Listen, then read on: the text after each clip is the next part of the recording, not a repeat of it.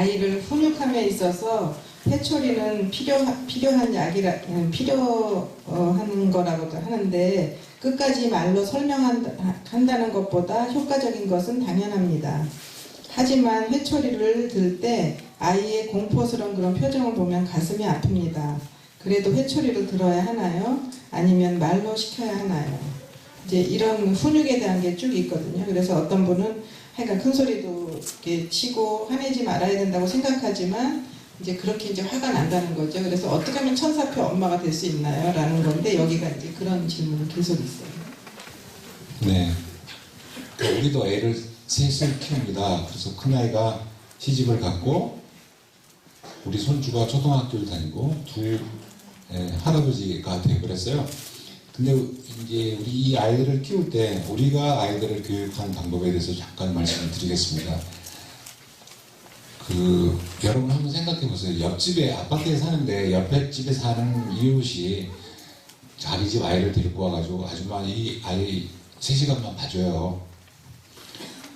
그렇게 부탁받을 수 있잖아요. 그쵸?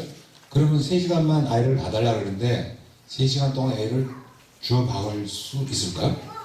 옆집 아이 절대로 못 때리죠. 그럼 아이가 뭐 나쁜 버릇을 하면 그냥 내비둬요?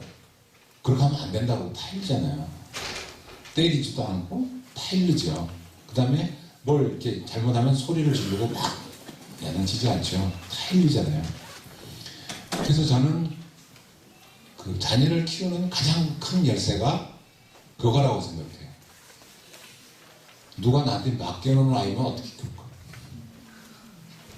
근데 저는 둘이서 우리 집 아이를 어떻게 키우냐면 나의 주인, 내 주인이 나한테 맡겨놓은 아이들이라고 생각했습니다. 그러니까 예수님이 나한테 아이를 맡겨놨는데 이거 못하잖아요. 소리 지를 수 없죠. 그렇다고 아주 나쁜 버릇을 하고 있는데 방치할 수 없잖아요. 그래서 정말 잘 설명해요. 뭐가 잘못됐는지, 뭐가 틀렸는지. 근데 이 설명의 끝이 어디냐? 지금 여기 질문에서처럼 한 대 때리면 금방 효과가 나오겠지만 때릴 수가 없으니까 계속해서 설득하고 설득해야 되는데 이 설득의 끝이 아이가 울을 때까지였어요. 그 진심으로 자기가 잘못했다는 것을 깨달을 때까지 설명하고 또 설명하고 또 설명했어요. 그렇기 때문에 아이는 자기가 이렇게 하면 잘못됐구나 하는 것을 깨달아요. 그 다음에 그런 잘못을 하지 않으려고 노력해요. 근데 아이들이 또 되풀이 하잖아요. 그럼 그때 기다려주는 거죠. 네가 잘못한 거 아니야? 안다고. 근데 왜 그랬니? 안 돼요. 이렇게 대답하거든요. 자기도 아는데 안 된다는 거예요. 우리가 어른들도 다 나쁜 버릇을 갖고 있어요. 내 마음대로 고쳐지나요? 안 돼요. 근데 우리가 나쁜 버릇을 계속해서 하고 있지만 나의 주인님은 기다려주시거든요. 그래서 우리가 아이들을 그렇게 키웠어요. 때리지 않고 소리 지르지 않고 설명하면서 키웠습니다. 그래서 아이들한테 대한 그런 우리가 존중, 아이들 존중해주는 그런 마음을 가져야 되는데 엄마들이 이제 아이들 키우다 보면 엄마들 욕심이 따라가거든요. 그래서 내가 어떤 이렇게 밑그림을 그려놓고 얘는 이렇게 돼야 된다라고 생각을 해요. 그리고 이제 또 내 욕심껏 얘가 따라오도록 이렇게 하면서 어떤 때 화가 막 이제 치밀잖아요. 그 화가 나는 거를 엄마들이 이제 이렇게 누르는 거를 이렇게 이제 연습을 해야 돼요. 인내심을 갖고. 그래서 저는 그렇게 했어요. 아이들을 이제 셋을 키우면서 화가 이제 막 나잖아요.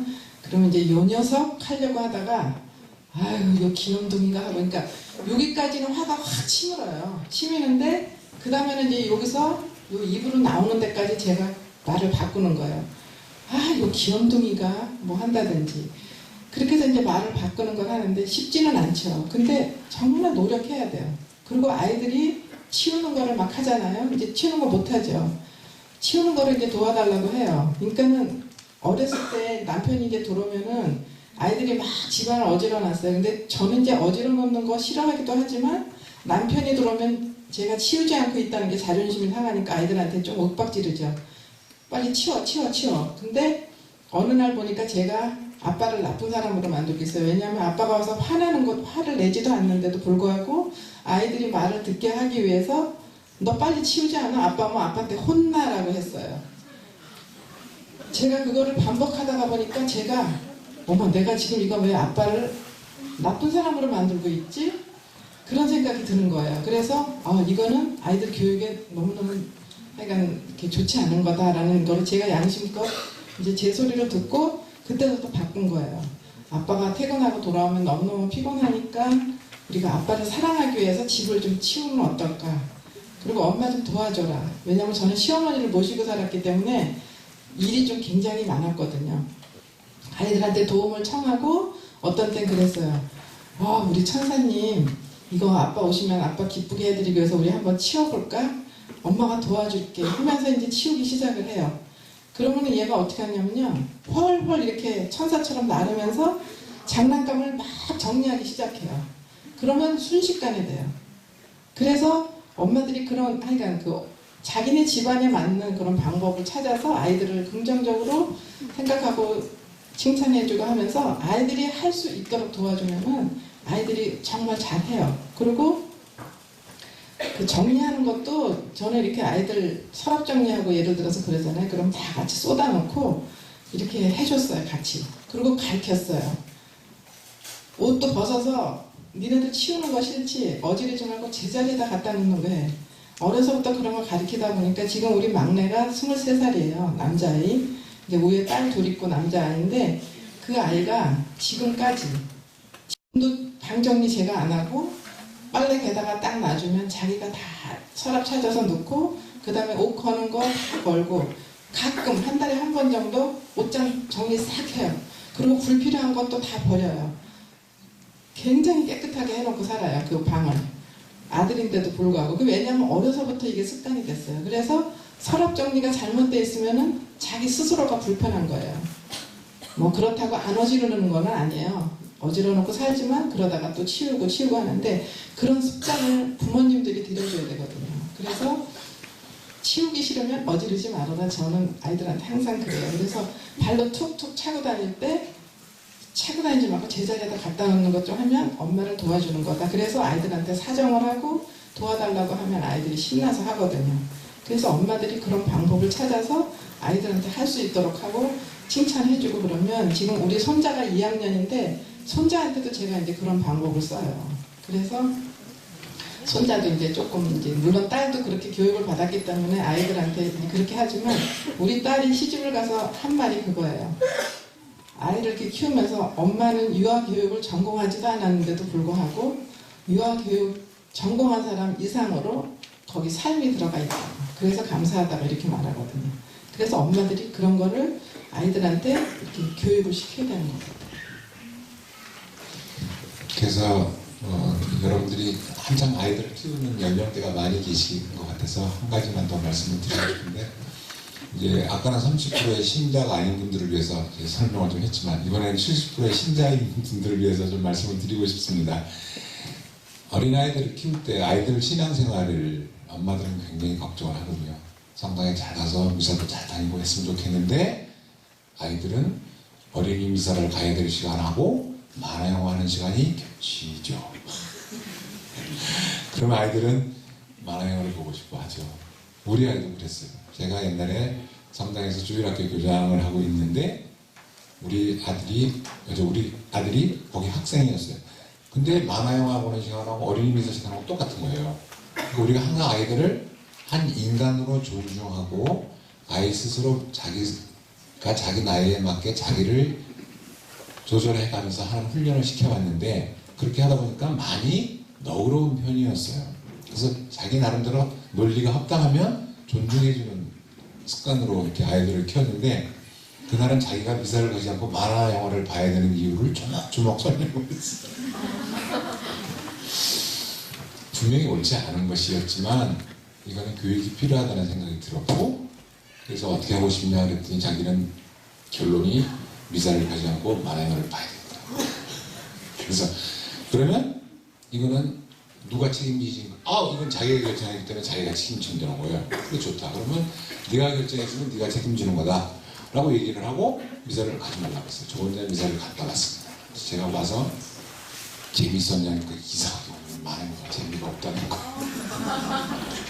만아이가 그날따라 재미없는 걸 했을 리가 없죠. 아이 마음이 성당에 반쪽 걸쳐놓고 자기 마음이 눈앞에 텔레비를 보고 있었기 때문에 만화 영화에 몰입할 수가 없었고 재미가 없었겠죠. 그래서 이거는 나한테 이 아이를 맡겨준 예수님에 대한 책임으로 훈육을 해야 되겠다. 그리고 그 아이를 앉혀놓고 왜 우리가 미사를 가야 되는지, 신앙에 무엇은 의미가 있는지, 천주교 신자가 어떤 의무를 갖고 있는지 열심히 설명을 했어요. 그들이 울더라고요. 우리는 울으면 교육 끝이거든. 앞으로 주일미사를 가든 텔레비를 보든 네 맘대로 결정해라. 그리고 그날 이후로 오늘에 이르기까지 이 아이가 한 번도 주일미사를 권하지 않았어요. 얼마 전에 어떤 일이 있었냐면 이 아이가 유럽 여행을, 대학생이 됐으니까 유럽 여행을 가겠다 그래서 배낭을 메고 한 달 동안 유럽을 일주를 하고 왔습니다. 얼굴이 이렇게 못 먹었으니까 반쪽이 되겠죠. 돈이 없으니까 당연히.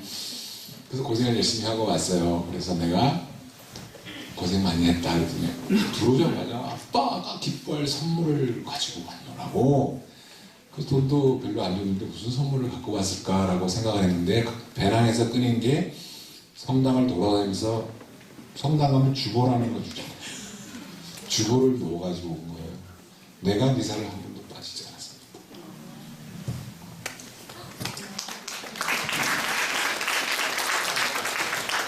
저는 정말 그 어떤 선물보다도 귀한 선물이었다고 생각했고, 내가 아버지로서 아이에게 주어야 될 가장 소중한 것은 하느님이거든요. 부모가 자식에게 주어야 할 가장 소중한 것은 하느님이었는데 내가 이 아이에게 하느님을 주기 시작했구나라는 확인을 받는 것 같았어요.